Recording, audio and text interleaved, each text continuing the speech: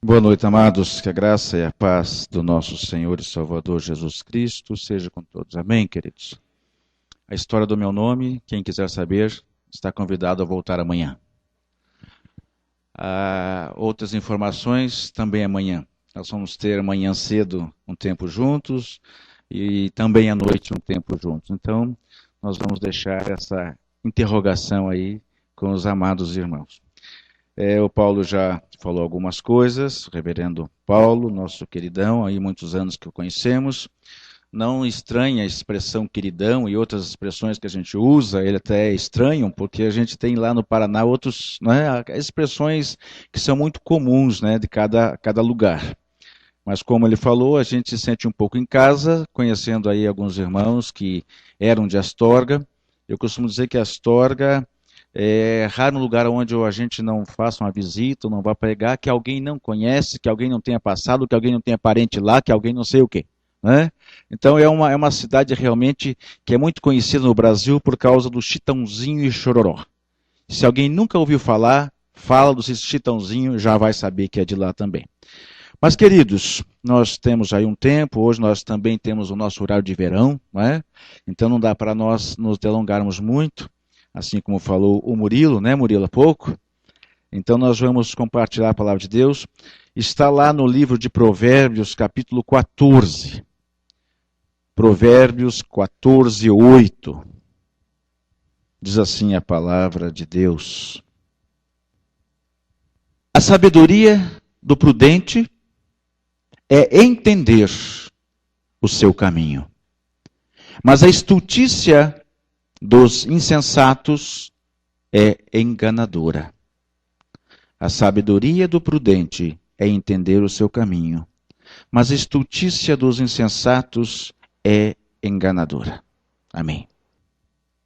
O texto da palavra de Deus tão simples, tão breve, mas que se nós refletirmos um pouco nele, nós vamos ver a profundidade da palavra de Deus. Quando falamos de sabedoria, falamos de prudência, falamos de estultícia, insensatez, muitas vezes nós nos relacionamos com alguns fatos da nossa vida. E é um dos aspectos interessantes porque a Bíblia mesmo diz que é sábio aquele que considera, na realidade, a sua trajetória e compreende a sua história. Esse versículo, em outras palavras, é exatamente isso. É aquele que considera a sua trajetória e compreende a sua história. Como nós temos compreendido a nossa trajetória, como nós temos entendido a nossa história. E é interessante porque nós vivemos uma época muito difícil, que aparentemente o ser humano ele cresce no seu conhecimento tecnológico, na informatização e tudo mais. Mas, por outro lado, nós decrescemos cada vez mais no quê? No amor. Nós decrescemos naquilo que a palavra de Deus fala de cristianismo. A ciência se multiplica, mas o ser humano cada vez mais se distancia uns dos outros. Tudo se desenvolve, mas com um único objetivo: ser mais forte uns do que outros. E a ideia vai se tornando como o cumprimento das Escrituras, quando o nosso profeta Daniel, lá no Antigo Testamento, diz que a ciência se multiplicaria, mas a iniquidade sobremaneira aumentaria. Na verdade, quanto mais, vamos dizer, capazes nós nos tornamos, quanto mais criamos, inventamos, menos sensatos nos tornamos. E a nossa trajetória, então, é mal compreendida. Ou seja, nós não compreendemos a trajetória da história. Nós não sabemos exatamente o significado, nós não entendemos o porquê ou o para quê das coisas.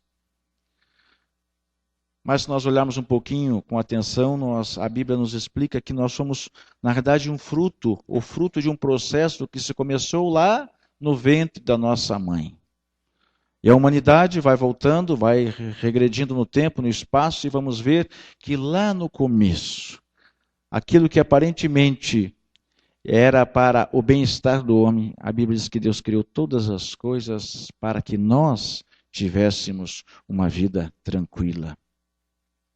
Mas isto infelizmente fora deturpada, e a usurpação no coração do homem desejou tanto o ser igual ou até mais do que Deus. Ou seja, fomos criados para a glória de Deus, mas nós não entendemos essa história. Nós não entendemos essa trajetória. E aí, então, à medida que vai se passando o tempo, à medida que o evangelho mesmo vai crescendo, à medida que as pessoas vão conhecendo a própria palavra de Deus, a sensação é que dá, que a insensatez vai aumentando. Aliás, há quem até use a própria Bíblia para afirmar as suas loucuras. Usa a própria palavra de Deus para afirmar aquilo que ela não diz. Mas isso faz parte, porque a Bíblia nos mostra que os padrões de comportamento ao longo da história cada vez mais se multiplicariam e se deturpariam. É por isso que, às vezes, até para a tristeza de alguns, eu digo, não adianta falar de paz, que nós vamos ter paz um dia. Nós não vamos alcançar a paz, porque se você olhar a palavra de Deus mostra-nos aqui um futuro de juízo. Na realidade, a tendência é exatamente isso, é esta. As coisas vão chegar a tal ponto onde Deus vai exercer o seu juízo e naquele momento da história, Jesus vai voltar, vai levar a sua igreja e aqueles que nela ou dela fizerem parte subirão. Então, na verdade, nós não podemos nos enganar, por isso que eu sempre digo, não adianta confiar em homens, não é? Como diz o Salmo 20, não confieis em carros, nem em cavalos, nem em ninguém, mas que, como o povo de Israel, confiemos no Senhor nosso Deus. Então nós não confiamos em sistema, não confiemos em política ou políticos, não confiemos na história como que se ela fosse um dia mudar o pensamento. Nós temos que confiar em Deus, porque dentro do plano soberano de Deus, todos os fatos, mais escabrosos que sejam, fazem parte desse plano. O nosso papel é entender o nosso lugar na história. Por que é que aqui estamos e para que aqui viemos? E é óbvio que quando nós olhamos um pouquinho as influências que absorvemos até mesmo da nossa família, encontramos sem dúvida nenhuma muitos aspectos positivos, não é? Encontramos virtudes, mas também que devem ser desenvolvidos e celebrados. Mas nunca nos esquecendo que há heranças negativas também. Heranças essas que têm que ser combatidas, que devem ser, vamos chamar de outra maneira, desmascaradas. Por exemplo, as religiões em que os nossos pais viviam. Eu vim de um lar espírita, de candomblé, de terreiro. É uma história também um pouco, posso contar amanhã. Uma história bastante complexa, que se fôssemos deixar a luz da história desenvolver por si mesma, eu nem estaria aqui. Uma história meio parecida, digamos assim, como o Murilo colocou, que no caso dele está muito mais parecido com o filho pródigo, não é? Que saíra e voltara arrependido, reconhecendo, pedindo perdão a Deus e ao Pai, e ali há então aquela parábola lá em Lucas 15, a parábola do amor de Deus, não é? Mas olhamos então para nosso passado e começamos a olhar então que algumas coisas da nossa cultura, dos nossos costumes, que nós precisamos rever. Porque nem tudo aquilo que herdamos dos nossos pais de origem, a nossa família de origem, de fato estava debaixo de um princípio divino. Eu estou dizendo aqui que às vezes famílias muito honestas, corretas, pessoas que têm o desejo de fazer o que é certo, mas na realidade nem sempre faziam. Porque não tem como fazer o que é certo, o que é do agrado de Deus, sem Deus dentro de nós. É por isso que é importante nós pensarmos qual é o nosso papel aqui. Quando olhamos lá em 1 de Pedro, nós vemos lá que nós não podemos repetir os erros que os nossos pais cometeram. Porque Cristo nos libertou do fútil procedimento que os nossos pais nos legaram.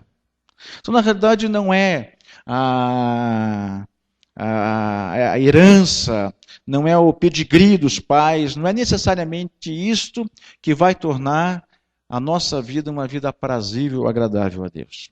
Quando Jesus estava conversando com os seus fariseus, no momento tal, em João 8, ele os chama de filhos do diabo. E eles, na realidade, diziam ser quem? Filhos de Abraão. A ideia de que, sendo filho de Abraão, a herança estava garantida, o céu estava garantido.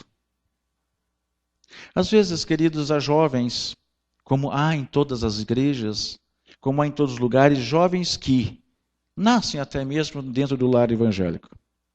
Mas não é esse o fato de estarem dentro do lar, ou até estarem dentro da igreja, que consuma que de fato eles tiveram um novo nascimento e que de fato eles estão dentro do propósito, ou compreendem a trajetória da sua vida. É tão interessante quando o Murilo citou, e que tem a ver um pouco com a nossa reflexão de hoje, e que nos reporta exatamente a Lucas 15 no filho pródigo. Mas eu não quero falar do filho pródigo, eu quero falar do outro filho.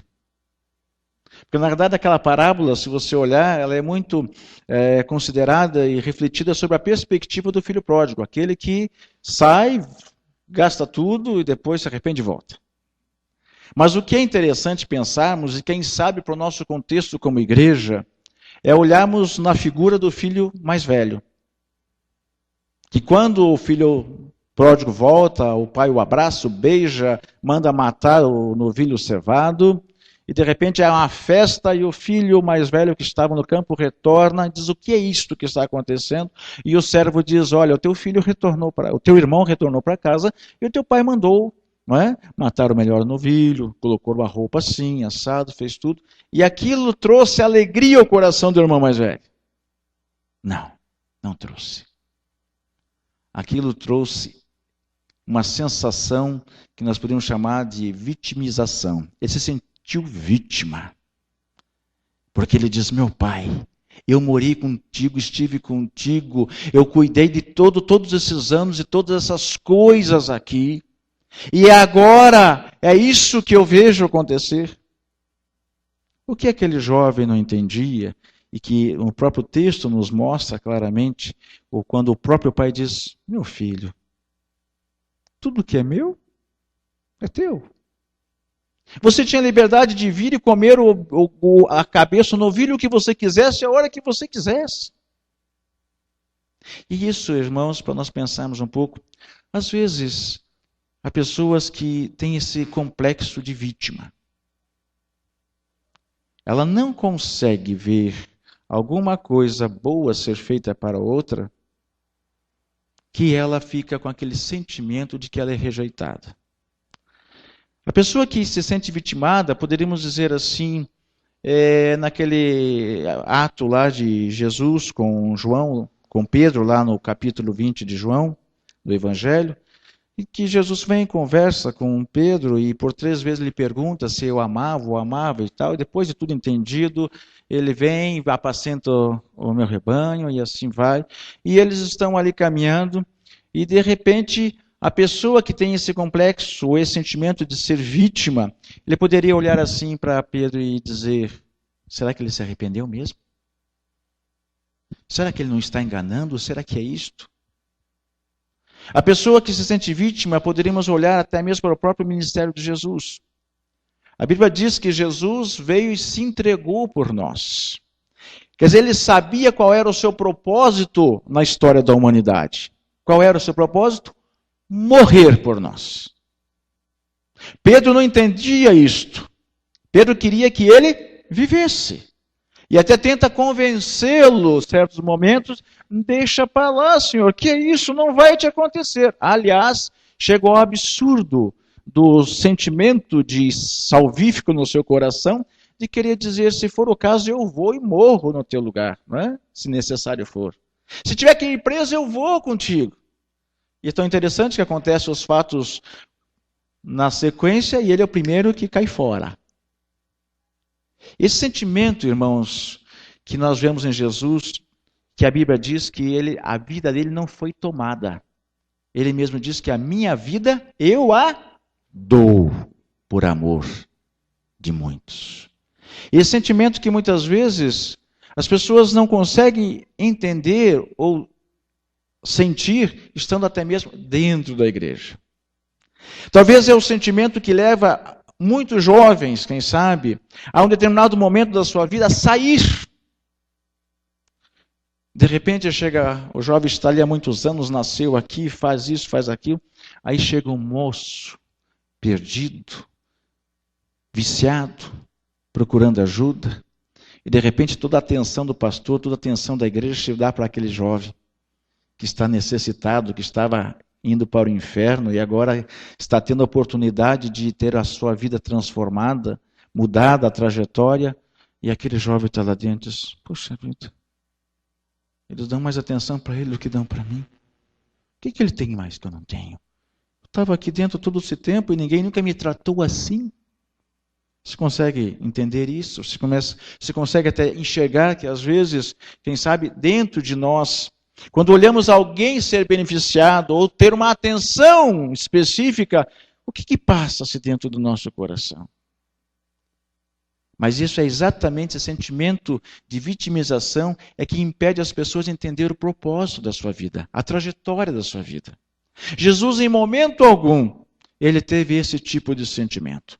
Mesmo quando tentaram convencê-lo do contrário, mas ele sabia para o que tinha vindo.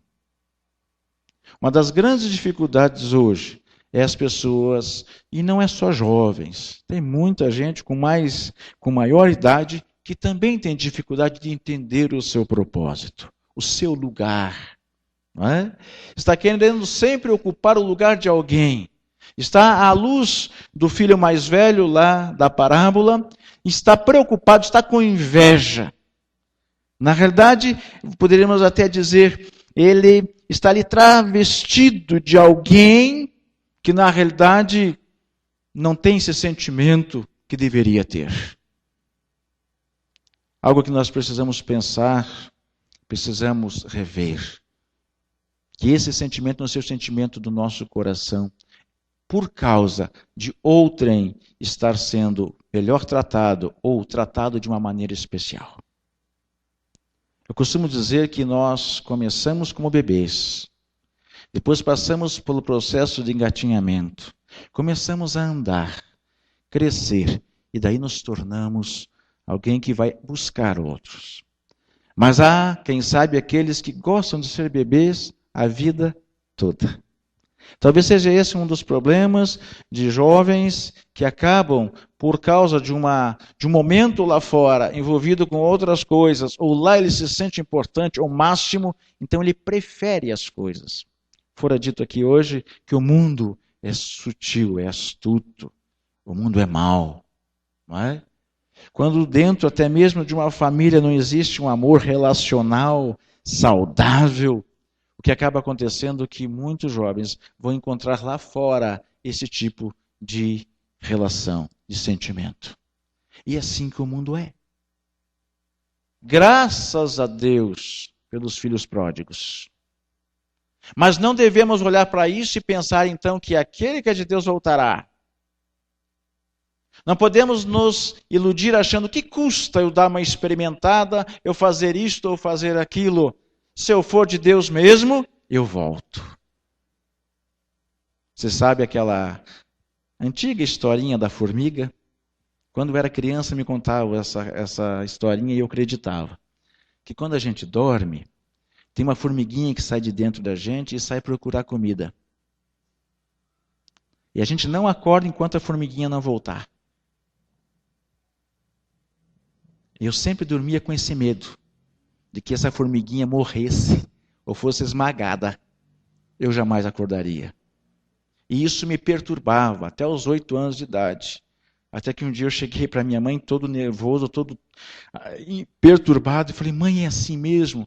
Não, meu filho, é besteira isso. É bobagem. Não tem formiguinha coisa nenhuma. Foi um alívio para mim. Foi um alívio para mim. Agora, o que nós não podemos achar que podemos fazer da nossa vida aquilo que queremos, como se no momento oportuno Deus nos traz de volta. Alguém até certa vez fez uma colocação, não é apenas ilustrativa, assim como o filho pródigo, assim como a ovelha perdida, ela poderá cair no abismo antes de ser encontrada pelo pastor. É por isso que às vezes, queridos, nós não podemos enfatizar aquilo que é exceção e deixar de viver a regra. É por isso que devemos viver exatamente dentro daquilo que a palavra de Deus diz. Cuidado com isto, cuidado com aquilo. Nós temos que agradecer a Deus, sermos gratos a Deus porque estamos aqui. E temos a certeza daquilo que vai acontecer. No entender exatamente, compreender a nossa história, a trajetória da nossa vida, consiste em saber aquilo que precisamos fazer e para que estamos aqui. A nossa zeladora lá em Astorga, já uma senhora de 56 anos, um dia desses, estávamos conversando e nos encontramos no mercado para o caminho da igreja e passamos por frente da polícia militar, que fica uma quadra da igreja. E aí tinha lá um policial e um policial feminino, uma mulher, e ela olhou para mim e disse: pastor, posso compartilhar uma coisa para o senhor? Posso confessar uma coisa? Pode. É Zulmira o nome dela. Sabe o que eu sempre quis ser na vida? Não. Policial. Aí eu olhei para ela, falei: pois é, Zulmira, mas Deus tem os propósitos dele, Deus tem os planos dele. Ela falou assim: pois é, pastor, eu queria ser, mas como é que é a vida, né? Quem sabe se eu tivesse sido policial, eu tivesse morrido hoje. Estivesse já morta. Aí eu falei para ela: pois é, Zulmira, é exatamente isso. Apesar que estar morto não é tão complicado. Morrer não é complicado, porque todos vamos morrer. Mas o problema é estar sem Jesus. Ela se converteu uns 20 anos atrás e ela dizia: exatamente, pastor. O pior não teria sido eu morrer, mas o pior é morrer sem ter Jesus. Uma senhora de 56 anos e que, dando graças a Deus, porque hoje é zeladora da igreja. São coisas que às vezes a gente não para pensar. Estamos muito mais preocupados com outras coisas, ou queremos fazer uma trajetória na vida que não é necessariamente aquela que Deus tem para nós. O segundo aspecto que eu queria compartilhar com os irmãos dentro desse texto, entendendo o nosso caminho. A sabedoria do prudente é entender o seu caminho, mas a estultícia dos insensatos é enganadora. A estultícia dos insensatos é enganadora. A palavra enganadora nos traz à memória o quê? Máscara. Quando as pessoas usam máscaras para enganar os outros. Há um escritor, um poeta, que escreve um livro onde ele trabalha essa questão da máscara. E é tão interessante porque ele fala sobre 3 máscaras. A máscara de longe, a máscara de perto e a máscara de dentro. A máscara de longe é aquela que nós usamos quando nós vamos num lugar e não conhecemos ninguém, ninguém nos conhece. Por exemplo, você está num lugar diferente, numa cidade diferente, vai lá comprar um sofá, aí você chega lá, senta, olha o sofá lindo, se debruça, um sofá confortabilíssimo, uma coisa fantástica, e pergunta para o vendedor: quanto é? Ele falou: isso aí é uma pichincha, isso aí está em promoção. Aí o camarada se espicha mais ainda e tal. Muito bem, quanto é então? O senhor vem no dia certo, porque esse é o sofá que hoje o senhor vai levar. E ele ali todo, de repente, diz assim: 8.000 apenas. Aí ele diz assim: sabe o que é? Mas não é bem isso que a minha mulher queria. Minha mulher queria alguma coisa assim mais, tal, aquela coisa toda. Não é? Então, esse é o camarada, essa é a pessoa que usa a máscara de longe. Ela se faz passar, ela engana quem não o conhece. Aquela ideia de muitas vezes passar por um status quo que nós não temos, né? É chato chegar no lugar e perguntar o preço e sair. Nós estávamos agora no congresso essa semana com mais 4 pastores da região, e aí então vamos comer peixe, vamos comer camarão, vamos tal. E ele olhou um lugar lá e falou assim: vamos chegar lá? Eu falei assim: camarada, esse lugar me parece meio caro, né? Fora de temporada ainda, e as coisas são piores ainda. Tá? Não, vamos lá, não é tão caro não. Aí eu falei: vamos, então faz assim, você pergunta então. Aí chegamos lá e tal, ficamos por ali em pé, ele falou: sentem. Aí nisso já veio o garçom nos servindo ali, eu falei: pergunta o preço. Aí eu veio o garçom com o mini. Aí ele olhou lá, o prato mais barato de camarão era R$75. Aí ele olhou assim, ele ficou branco. Aí ele falou... Aí nós saímos com aquela cara de tacho, né? Fomos lá para o primeiro, que era baratinho, mais em conta, aquela coisa toda. Essa é a máscara de longe. A máscara de perto é aquela que nós usamos para aqueles que são mais achegados. Marido e esposa. Aquelas máscaras que a gente usa, que a gente pensa que ela não sabe, que ela já não conhece a gente, não é? Aquela mania do chegar e dizer, daí o que aconteceu? Tá tudo bem. Mas você não está bem, você... Tá tudo bem, pode deixar que está tudo certinho. Aqueles sentimentos ou aquelas histórias que muitas vezes ambos omitem, que fica aquela situação, não é? O que está? Tá tudo bem, tá tudo certo. Aquela sensação que fazemos o outro pensar que ele está, não é? Sendo ridículo em se preocupar com isso. O que houve? Não está tudo bem. Eu não sei se você assistiu um filme que mostra a história de um camarada, é um filme antigo. Ele perde o emprego. E aí ele chega em casa, mantém a pose. Tem os filhos, a esposa, tudo bem, senta aqui e tal. E aí ele começa e sai à procura de emprego. E começa a procurar emprego. E não consegue. Ele já era empresário, uma certa idade e tal. E ele volta para casa todos os dias, naquele horário que voltava sempre, mas não vinha do serviço, ele vinha da procura de empregos.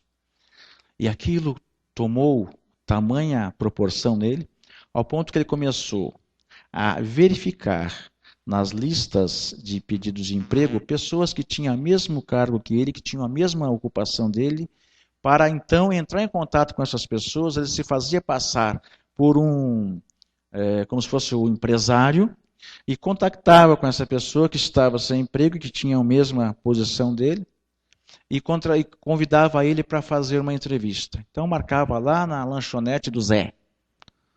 Aí o cidadão ia, ele perseguia o camarada, ia, o cara esperava um tempo, levantava e ia embora.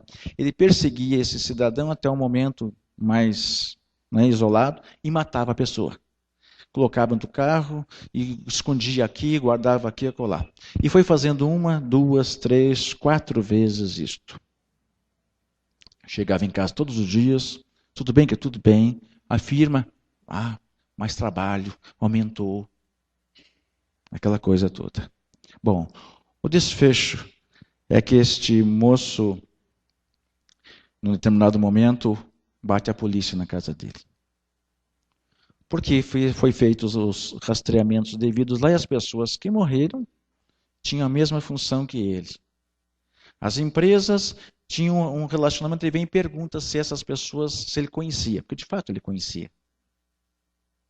E ele consegue então esconder isto da polícia. Mas o policial disse para ele, nós vamos encontrá-lo. E quando então ele foi atrás de um outro, ele fez a mesma coisa, marcou um horário, e esse homem veio, e esse homem saiu, e ele foi atrás, mas por causa de um tumulto e trânsito, ele não conseguiu matar o homem, e o homem vai, ele persegue o homem até entrar no shopping. E esse homem entra no shopping, ele entra atrás e se perde. E de repente ele está andando, resolve entrar numa loja e olha, lá estava o homem que ele estava perseguindo, só que sem peruca. Estava usando uma peruca, tirou a peruca, estava ali, ele entrou na loja e quero experimentar um terno. Ele tinha uma faca enorme guardada para matar o homem. E aí ele veio, deu um terno, entrou no provador, e aí aquele camarada arquitetando. Nisso vem o homem com mais um terno para experimentar, e em vez de dar o terno, senta junto com ele no trocador, no provador, e começa a chorar. E olha, e aí ele, o que houve? Eu não aguento mais. Eu sou um irmão sucedido. Eu sou formado nisso, que era a mesma situação dele. O senhor faz o quê? Aí ele, sou professor. Então o senhor não tem ideia o que é não ter emprego. O senhor não tem ideia o que é viver uma vida assim, uma vida assada. E aquele homem então começou a cair em si, começou a ficar com dó daquele cidadão, levantou e foi embora. Não conseguiu matá-lo. Mas como aquele homem ali não conseguiu vender o terno para ele, o dono da empresa mandou ele embora. E esse homem foi e se suicidou. E no dia seguinte a polícia bateu na casa daquele homem. E falou assim, o senhor conhece esse homem? Ele falou, eu ouvi uma vez, ele tem uma profissão parecida com a minha. Pois é, Ele era o assassino. Nós o encontramos. Ele se suicidou. Ele trabalhava assim, assim, assado. Então nós entendemos que ele matava os concorrentes dele para ele poder não ter concorrência, para que ele fosse escolhido. E isso aconteceu. No dia seguinte veio um e-mail de uma empresa contratando ele para trabalhar. E aí você tem a sensação de que o final vai ser este. Aí está ele contratado lá na empresa, estão num lugar comemorando, e aí ele está sentado lá e de repente chega uma pessoa lá no balcão e fica olhando para ele. E o filme termina assim. Que deixa claro, né, que era a mesma situação que iriam matá-lo. Na realidade, irmãos, essas máscaras de perto, aquelas que nós usamos com aqueles que estão bem próximos de nós, mas que nós não deixamos que sejam descobertas. E a terceira máscara que essa pessoa trata é a máscara de dentro. É aquela máscara do auto-engano. É a máscara em que nós enganamos a nós mesmos. É aquela máscara que nós pensamos que estamos enganando todo mundo e enganamos a nós mesmos. É aquela antiga propaganda do Denorex. Parece, mas não é. Parece crente, mas não é. Eu tento viver como cristão, mas não vivo. Eu quero parecer que sou o que na verdade eu não sou. Eu não admito aquilo que realmente está dentro de mim. É quem sabe, aquela tendência de eu fazer as coisas, mas não por amor, por alegria, mas com a necessidade de um reconhecimento. Quando aquele irmão mais velho, ele fala sobre o irmão mais novo, ele diz assim: pois é, eu fiquei toda a minha vida servindo o Senhor, fazendo tudo certo. Vem esse camarada aí, que viveu uma vida toda assim, este imoral, e agora tem coisas melhores do que eu.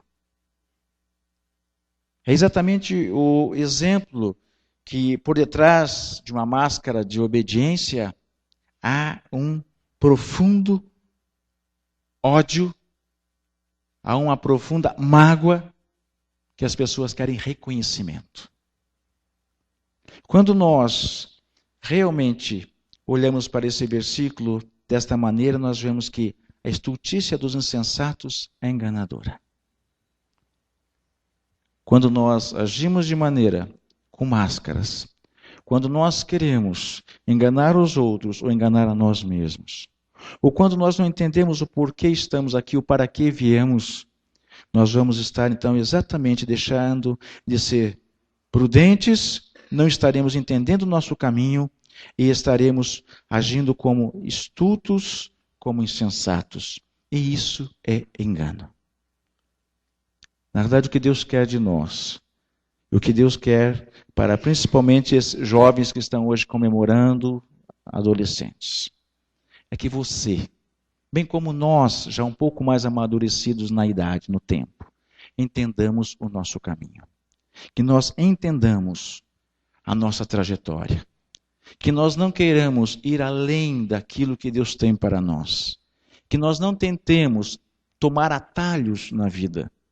Que nós não tentemos enganar nem os que estão longe, nem os que estão perto, e muito menos enganando a nós mesmos. Mas que tenhamos esse arrependimento, esse reconhecimento de que nós precisamos realmente nos desvestir, como diz o apóstolo Paulo, do velho homem. Precisamos nos despojar, precisamos entender o que Deus quer para nós. E que o fato de alguém ser amado, ser reconhecido, não significa que eu ou que você não seja. Nós somos especiais para Deus. Aqueles que já estão com o Senhor, aqueles que têm o Senhor no coração, não temos que ficar preocupados, e muito menos com inveja, muito menos com raiva ou ódio, daqueles que estão, muitas vezes, saindo do inferno, estão conhecendo a luz de Jesus. Esse é o nosso objetivo, isso é entender o nosso caminho. Por isso que não há caminho melhor Não há outro caminho se nós vivemos a nossa vida com Jesus. Não há outro caminho senão nós realmente entregarmos a nossa vida a Ele e sermos transparentes. É deixar de lado, às vezes, a máscara, né, do engano, do legalismo, do moralismo, e acabamos com isso, exatamente mostrando quem nós somos. Feche os seus olhos. Eu quero que você pense um pouco sobre isto. Assim como por trás da máscara da obediência daquele filho mais velho havia um desejo de reconhecimento, será que nós às vezes também não queremos ter esse reconhecimento? Assim como aquele jovem se faz de vítima diante daquele irmão mais novo, e com certeza no seu vocabulário as palavras sempre e nunca eram constantes. Nunca me deste um novilho, nunca me deste algo para comer. Sempre estive contigo, sempre estive ao teu lado. Esse ressentimento cheio de ódio, mascarado de imoralidade, precisa nada mais nada menos do que a graça de Jesus. Nós precisamos ser gratos a Deus, porque um dia Ele nos alcançou. Gratos a Deus porque estamos no meio do povo de Deus. Para valorizarmos, para não nos deixarmos levar pelas máscaras que muitas vezes o mundo tenta nos colocar. Para que nós possamos, como foi lido hoje no texto daquela jovem, como Jesus disse, vós sois a luz do mundo. Pai, queremos colocar o nosso coração diante do Senhor, Deus. Te agradecer por mais um ano, Deus, de comemoração da existência da UMP, da UPA. Mas, Senhor, esses anos todos não são comparados, ó Deus, a uma vida de sabedoria que o Senhor quer para nós. Não adianta, ó Deus, comemorarmos muitos e muitos anos quando não entendemos o nosso caminho. Meu Deus, nos ajuda a aprender o significado de uma vida sem máscara. De uma vida, ó Deus, de fato que entendamos o porquê que aqui estamos e o para que estamos. Assim como Jesus deu a própria vida por amor a nós. Assim como o próprio Jesus se agradava em trabalhar. Assim como o próprio Jesus proferiu que a sua comida era fazer a tua vontade, ó Deus. Que nós também possamos entender que a nossa vida só está em Ti. Que o viver verdadeiro, ó Deus, é um viver transparente na presença de Jesus. É reconhecermos, é nos arrependermos. É entender que o nosso caminho aqui neste mundo nada mais, nada menos é do que ser sal e luz desta terra. É ver a bondade e a Tua misericórdia sobre a nossa vida. Ó Deus, Tu conheces o nosso coração. E muitas vezes, ó Deus, desejamos, quem sabe, até ser outra pessoa, ou estar em outro lugar, ou até mesmo viver um padrão de vida diferente. Mas do que tudo isso vai adiantar se não tivermos o Senhor como nosso Salvador? Por isso, Pai, nós queremos Te pedir nessa noite que a Tua graça, Senhor, nos cure, que a Tua graça nos sustente, que a Tua graça estabeleça-nos aqui neste lugar, que esta igreja, que esses jovens, adolescentes, ó Deus, possam entender essa graça do Senhor e que possam aqui, ó Deus, produzir frutos, que possam aqui, ó Deus, como família de origem um dia, dar, ó Deus, frutos, filhos, dar, ó Deus, a continuidade para uma descendência que Te louve, que Te engrandeça, Pai. Nós queremos abençoar a vida de cada jovem, de cada adolescente, de cada adulto, de cada um de nós que estamos nessa noite aqui. Pois todos nós precisamos entender o nosso caminho, entender o nosso propósito, pois nisto consiste a sabedoria do Senhor. O nosso propósito, a nossa vida, não é nada mais, nada menos do que servir a Jesus. E que seja, ó Deus, como a frase de William Carey no passado: eu vivo para falar de Jesus e trabalho para pagar as contas. Nos sustente, ó Deus. Oramos assim em nome de Jesus. Amém. Deus abençoe, queridos.